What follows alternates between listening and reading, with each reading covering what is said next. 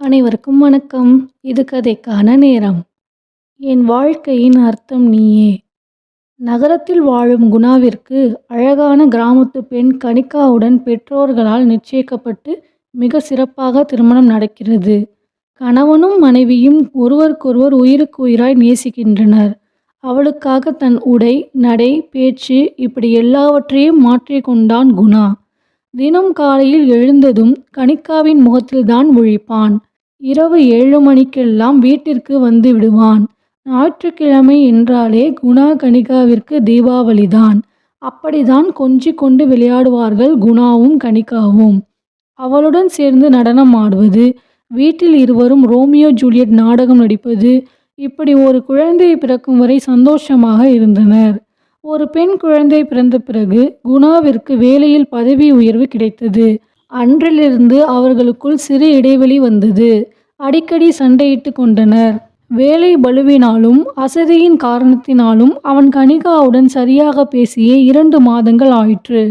ஒரு நாள் இரவு கனிகா, இப்போதெல்லாம் என் மேல் உனக்கு காதல் இல்லைடா. உனக்கு பணம்தானே பெரிது. நான் வீட்டை விட்டு போறேன்.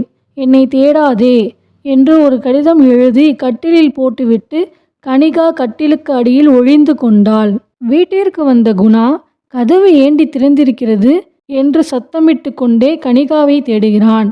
அப்போது கட்டிலில் இருந்த கடிதத்தை எடுத்து படித்து அதில் குணா எதையோ எழுதிவிட்டு தன் நண்பனுக்கு கால் செய்கிறான். மச்சி, பிசாசு போயிட்டாடா, இனிமே எனக்கு என்று பேசிக்கொண்டே வெளியே நடக்கிறான். இதை கேட்ட கனிகா வாயை பொத்தி கொண்டு குழுங்கி குழுங்கி அழுகிறாள். ஐயோ, எவளையோ வச்சிருக்கான் போலையே. நான் நினைத்தது சரியாகி விட்டதே. நான் இப்போது என்ன செய்ய என்று புலம்பிக் கொண்டே கட்டிலில் குணா எழுதியதை பார்க்கிறாள். அதை எடுத்து படித்தவளுக்கு மனதில் அப்படி ஒரு ஆனந்தம். அதில், அடியே என் கிறுக்கு பொண்டாட்டி, கட்டிலுக்கு கீழே உன் கால்கள் தெரிகிறதடி. என் உயிர் நீதான் என்றேன். நீ சென்று விட்டால் நான் செத்து போயிருவேண்டி.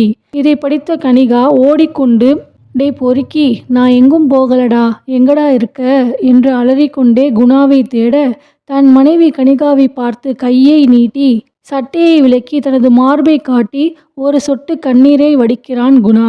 இதை கண்டு வேகமாக ஓடி வந்தவள் அவன் மார்பில் முகம் பதித்து கட்டி அணைத்து அழுகிறாள். காதலில் சிறந்த காதலே கணவன் மனைவி காதலே. பெண் வளைந்த எலும்பினால் படைக்கப்பட்டவள். அதை வளைக்க நினைத்தால் வளைய மாட்டாள். இரண்டாக உடைந்து விடுவாள். ஒவ்வொரு ஆணுக்கும் அவனின் வாழ்க்கையில் கிடைக்கிற மிகப்பெரிய பரிசு அவனுடைய மனைவி மட்டுமே. அதனால்தான் ஆண்கள் எப்போதும் கடன் வாங்கினால் தன்னுடைய பெயரிலும், சொத்து வாங்கினால் தன் மனைவியின் பெயரிலும் வாங்குகின்றனர். அதற்கு காரணம், கடன் என்று கேட்டால் என்னை வந்து கேட்கட்டும், சொத்து என்றால் அது என் மனைவி மட்டுமே என்ற அர்த்தத்தினால். இந்த சிறுகதை வீடியோ பிடிச்சிருந்தா மறக்காம லைக் அண்ட் சப்ஸ்கிரைப் பண்ணுங்க. உங்களுக்கு தெரிஞ்சவங்களுக்கும் இந்த வீடியோவை மறக்காம ஷேர் பண்ணுங்க. உங்க கருத்துக்களை கமெண்ட் பண்ணுங்க.